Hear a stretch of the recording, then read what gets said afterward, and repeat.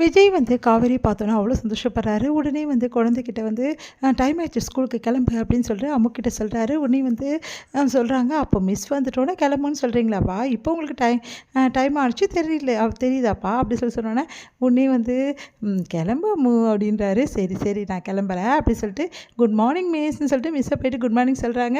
உடனே குட் மார்னிங்க அப்படி சொல்லிட்டு விஜயும் பின்னாடியே வராரு. குழந்தைய பார்த்து குட் மார்னிங் அம்மு அப்படின்றாங்க. உடனே என்னங்க எனக்கு ஒரு குட் மார்னிங் சொல்ல மாட்டிங்களா அப்படின்னு விஜய் சொன்னோன்னே குட் மார்னிங் அப்படின்றாங்க. உடனே வந்து கொஞ்சம் சிரிச்சபடி சொல்லலாம் அப்படின்னு சொன்னோன்னா முறைக்கிறாங்க. ஐயோ முறைக்கிறாளே அப்படின்னு சொல்லிட்டு சரி அம்மு நீ கிளம்பு வா அம்மு போகலாம் அப்படின்னு சொல்லிட்டு போகிறாங்க. பாய் பாய் அம்மு ஈவினிங் மீட் பண்ணலாம் அப்படின்றாங்க. ஏங்க சாயந்தரம் நீங்களும் வந்து ஆன்ட்டியும் வந்துடுவீங்கல்ல அப்படின்னோடனே அப்படியே பார்த்துட்டு அமைதியாக போகிறாங்க. உடனே வந்து என்ன எதுவுமே சொல்லாமல் காவேரி போகிறா. ரொம்ப தான் பண்ணுறாளே ஆர்வக்கோளாறு என்ன தான் பண்ணுறது இவளை. சரி சரி பார்த்துக்கலாம் அப்படி சொல்லிட்டு விஜய் வந்து கிளம்புறாரு. விஜய் என்ன பண்ணுறாரு, அவங்களுக்கு வந்து டின்னர் வந்து சூப்பராக சமைக்கிறோம் அப்படின்னு சொல்லிட்டு நிறைய வெரைட்டிஸ் அதுக்கப்புறம் நிறைய வந்து பண்ணுறதுக்காக எல்லாமே வாங்கிட்டு வந்து அப்படியே வச்சு ஒன்று ஒன்றா வந்து எடுத்து வச்சிட்ருக்காரு. அதை பார்த்து வீட்டில் அவங்க சித்தி சித்தப்பா அப்புறமா தாத்தா எல்லாருமே கேட்குறாங்க, என்னப்பா இன்னைக்கு என்ன ஸ்பெஷல் அப்படின்னு. காவேரி நம்ம வீட்டுக்கு வரப்போகிற தாத்தா அதுதான் ஸ்பெஷல் அப்படின்னோடனே சித்தி சித்தப்பா தாத்தா எல்லாம் அதிர்ச்சி அடைகிறாங்க. விஜய் நீ சொல்கிறது உண்மையான்னு சொல்லி சித்தி கேட்குறாங்க. ஆமாம் சித்தி அவங்க வந்து வரப்போகிறாங்க, அதுவும் அத்தையும் வந்து காவேரியும் வரப்போகிறாங்க. நான் டின்னருக்கு இன்வைட் பண்ணியிருக்கேன். இங்கே வந்து அவளுக்கு வந்து ஓரளவு ஞாபகம் வரலாம்ல அதனால தான் அப்படின்னோடனே ரொம்ப நல்லது தான்ப்பா அப்படின்றாங்க. உடனே வந்து ரொம்ப நல்லது விஜய், காவேரி வந்து ரொம்ப கஷ்டப்பட்டுட்டா, இதுக்கப்புறமாவது அவள் நிம்மதியாக இருக்கணும் அப்படின்னு சொல்லிட்டு இருக்காங்க.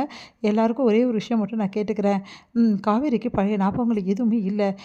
நீங்கள் வந்து வேறு ஏதாவது பேசணும்னு சொல்லிட்டு வேறு ஏதாவது பண்ணாதீங்க, அதே மாதிரி அத்தையும் ஏதாவது இரிட்டேட் பண்ணிடாதீங்க அப்படின்னோடனே ஏன் விஜய் அப்படி தான் சொல்கிறேன், நான் அப்படிலாம் பண்ண மாட்டோம்ப்பா, உன் நல்லதுக்காக தான் இவ்வளோ நாள் விடுங்க, பழசெல்லாம் பேச வேணாம், எதுக்கு தேவையெல்லாம் பேசி எல்லாருக்கும் மனசு கஷ்டம் அப்படின்னு விஜய் வந்து சொல்கிறதால எல்லாம் அமைதியாகிடுறாங்க. அடுத்து வந்து இங்கே காவேரி வந்து என்ன பண்ணுறாங்க, ஈவினிங் ஆகிடுது. அதுக்கப்புறம் விஜய் வந்து கூப்பிட்டு போகிறாரு. வேணா இப்போவே நீங்கள் வந்துடுங்க, நாங்கள் வீட்டுக்கு கூட்டிகிட்டு போயிடுறேன், அப்படியே வந்து ஆன்ட்டியை வர சொல்லிடுறேன் அப்படின்னோடனே அதெல்லாம் ஒன்றும் வேணாம், நான் போய் எங்கள் அம்மா வீட்டில் போயிட்டு அதுக்கப்புறம் நானும் எங்கள் அம்மாவும் சேர்ந்தே வரோம் அப்படி சொல்லிட்டு போகிறாங்க. சரிங்க உங்கள் இஷ்டம் அப்படி சொல்லிட்டு விஜய் வந்து கிளம்புறாரு. எப்படியும் விட்டா கூப்பிட்டு போயிடுவாராமே, அதுக்கு தான் தகராக இருக்கா போல் இருக்குது அப்படி சொல்லிட்டு டென்ஷனாக வராங்க காவேரி.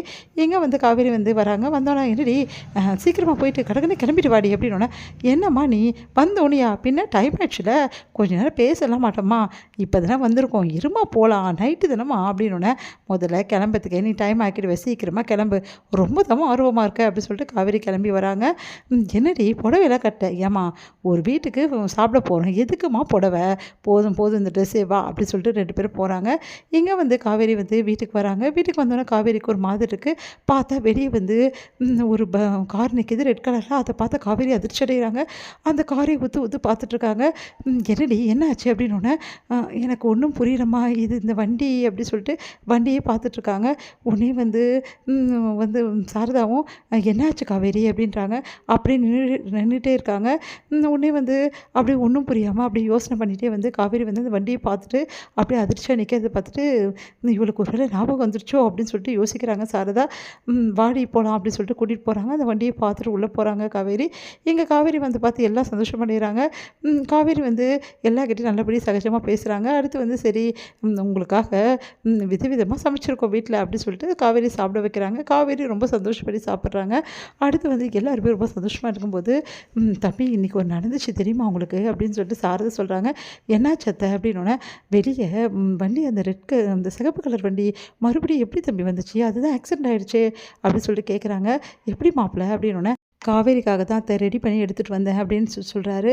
அப்படியே மாப்பிள்ள ரொம்ப நல்லது, காவேரி இந்த வண்டியை பார்த்தா பழைய ஞாபகங்கள்லாம் வர வாய்ப்பு இருக்குல்ல, அதே மாதிரி வீட்டில் நிறைய பொருள் நான் அப்படி ரெடி பண்ணி வச்சுருக்கேன் அத்தை, அது எல்லாத்தையும் காவேரி பார்க்கணும், அதனால் கொஞ்ச நேரம் இருந்துட்டு கூட்டிகிட்டு போங்க அத்தை காவேரி அப்படின்னோடனே சரிங்க மாப்பிள்ள வந்த வேலை முடியணும்ல, கண்டிப்பாக இருந்துகிட்டே கூட்டிகிட்டு போகிறேன்.